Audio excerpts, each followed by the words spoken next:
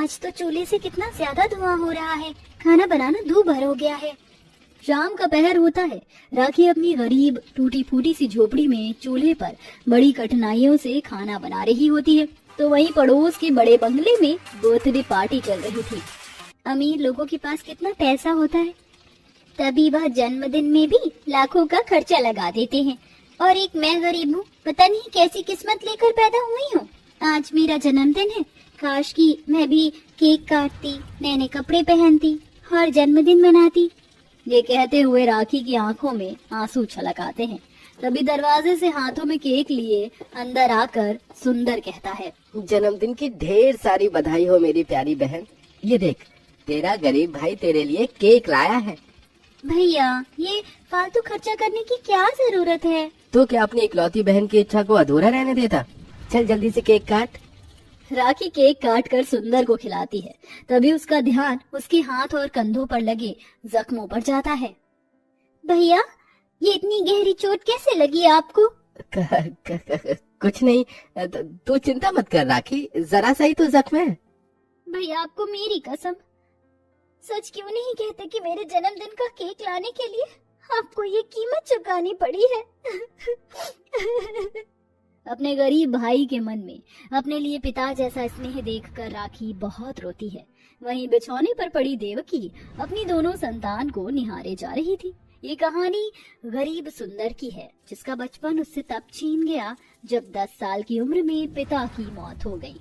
देवकी यह सदमा सह न सकी और बीमारी के बिछौने पर आ गई। ऐसे में अपने बीमार माँ और मासूम बहन की परवरिश के लिए उस गरीब भाई ने खुद को मेहनत की भट्टी में झोंक दिया। अच्छा तू बैठ, आज तेरा जन्मदिन है, इसलिए तेरा भाई तेरा मनपसंद का पकवान दाल पूरी और खीर बनाएगा। रहने दीजिए भैया, चूल्हा धुआं देता है, मैं बना लूंगी। मैं बना रहा हूँ, तू बैठ। थोड़ी देर में सुंदर दाल पूरी खीर बनाकर हिचकिचाहट से भरकर परोसता है। माफ करना राखी, पूरी जरा जल गई है, तू ये खा ले, ये जली हुई मैं खा लूंगा। नहीं भैया, मैं यही खाऊंगी। राखी अपने गरीब भाई का बनाया खीर पूरी खुशी के मन से खाती है। यूं ही दिन गुजरते हैं। सुंदर दिन भर खेती बाड़ी करता था। उसे हमेशा अपनी बहन की चिंता सताती रहती थी।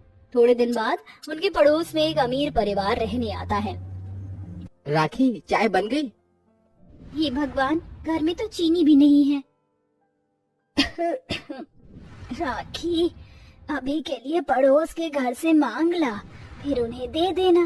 राखी बंगले में आती है, जहाँ अमीर अकड़ू अंजना बहू पत्र लेखा और बेटी निभा के साथ बैठी थी। उसके फटे पुराने कपड़े देखकर पत्र लेखा घमंड से बोलती है, ए लड़की, कौन है तू? जी नमस्ते, मैं पड़ोस में रहती हूँ, थोड़ी चीनी मिलेगी? हाँ लाती हूँ। पत्र लेकर चीनी की पूरी बरनी लाकर देते हुए बोली, ये ले और दफा हो जा। पर मुझे थोड़ी ही चीनी चाहिए थी। ज्यादा नाटकबाजी मत दिखा, तुम जैसे गरीबों की नियत मैं अच्छे से जानती हूँ। जहाँ अमीर और पैसे वाले पड़ोसी देखते हो, कटोरी लेकर भीख मांगने पहुँच जाते हो। इतने अपमान के बाद राखी बिन कुछ कहे लौट आती है। वहीं एक दिन जब वह बाजार से घर आ रही होती है, तभी सड़क से आती गाड़ी से उसे चोट लग जाती है। माँ, मेरा पैर। तभी सूट बूट पहने हुए गाड़ी में से अनमोल उतरकर बोलता है, जी आप ठीक तो हैं? आई एम रियली सॉरी, मेरी वजह से आपको लग गई। चलिए मैं आपको डॉक्टर के पास ले चलता हूँ। कोई बात नहीं, इसमें आपका कोई दोष नहीं, गलती किसी से भी हो सकती है। ये आप कह रही हैं, अगर कोई और होता तो अभी मुझसे पैसे ऐंठ लेता। बात पैसे की नहीं है, आपने मुझे आकर पूछ लिया, यही बहुत है। ये तो मेरा फर्ज था, कहिए तो मैं आपको कहीं छोड़ दूं? राखी गाड़ी में बैठकर घर आ जाती है। राखी का प्यारा सा बर्ताव अनमोल के दिल में जगह बना लेता है। साथ में जब वो देखता है कि राखी का गरीब घर उसके बंगले के पास था, तो वो खुश होता है। जिसके बाद अनमोल घर आकर अपने पिता हर्ष से शादी की बात करता है। आज तुमने अपने पिता का सीना गर्व से चौड़ा कर दिया। सीरियसली हर्ष, हो क्या गया है? अरे उस गरीब सुंदर की औकात ही क्या है हमारे सामने? हाँ वही तो मॉमसी, आई कांट बिलीव दिस, देवर जी की पसंद ऐसी होगी। बट अंजना जी, इसमें हर्ज ही क्या है? अनमोल अगर एक गरीब की बहन का हाथ थामकर उसे खुशियाँ देना चाहता है। दैट इज राइट मम्मी, मैं भैया के साथ हूँ। अनमोल की जिद के आगे झुककर घमंडी अंजना मान जाती है। तो वहीं बहन की खुशी देखकर सुंदर राखी की शादी कर देता है। विदाई की घड़ी भी आ जाती है। भैया। अरे रो मत पगली, तू तो बड़ी भाग्यों वाली है जो तुझे इतना अच्छा ससुराल मिला है। जा और अपना घर बसा। अरे इतने भी क्या आंसू बहा रही हो देवरानी जी?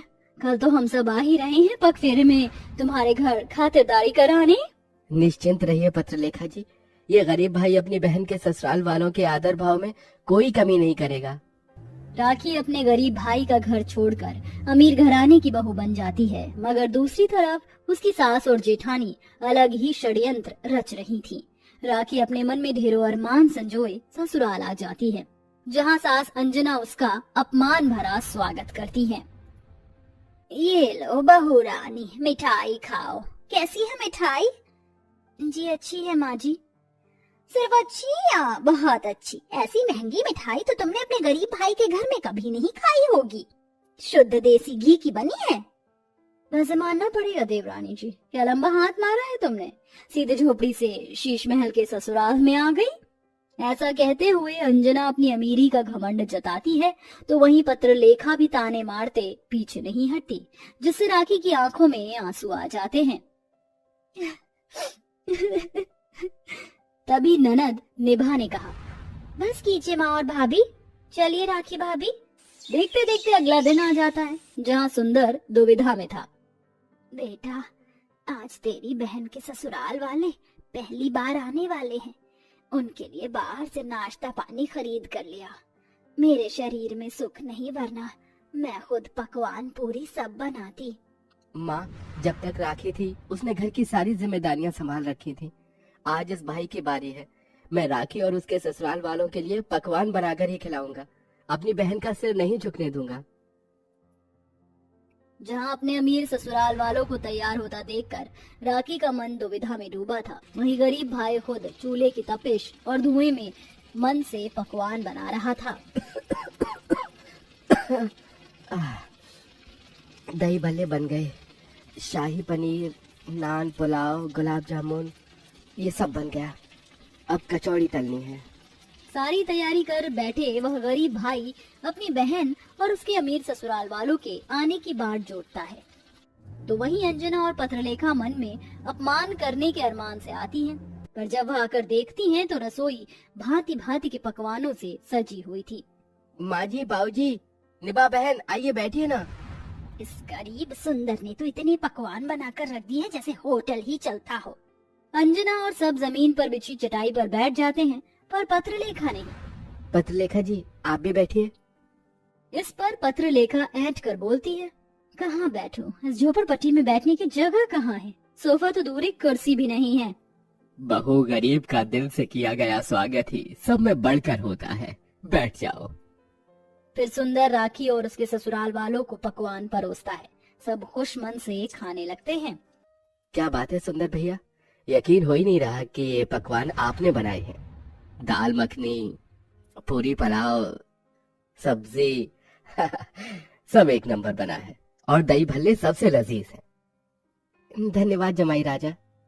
सचमुच सुंदर बेटा, हमने तो सोचा भी नहीं था कि हमारी इतनी अच्छी से खातिरदारी होगी।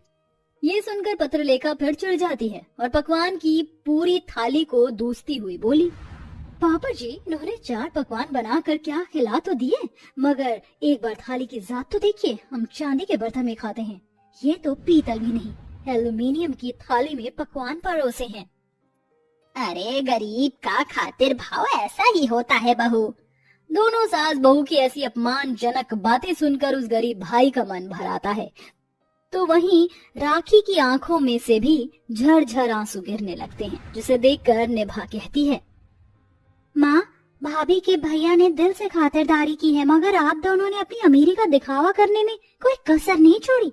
उन्होंने कितने प्यार से हमारे लिए ये सब कुछ बनाया है। अगर कल को मैं किसी गरीब घर में ब्याही जाती हूँ तो भी आप यही करेंगे? निभा की बातें दोनों को सोचने पर मजबूर कर देती हैं, जिसके बाद दोनों अपनी गलती की माफी मांगती हैं। सुंदर, मेरे बुरे बर्ताव के लिए मुझे माफ कर देना बेटा। इस बहन की भूल को भी माफ कर देना भैया। इसके बाद पूरा परिवार सुंदर की खातिरदारी के लिए धन्यवाद देते हैं और राखी अपने ससुराल में खुशी खुशी रहने लगती है।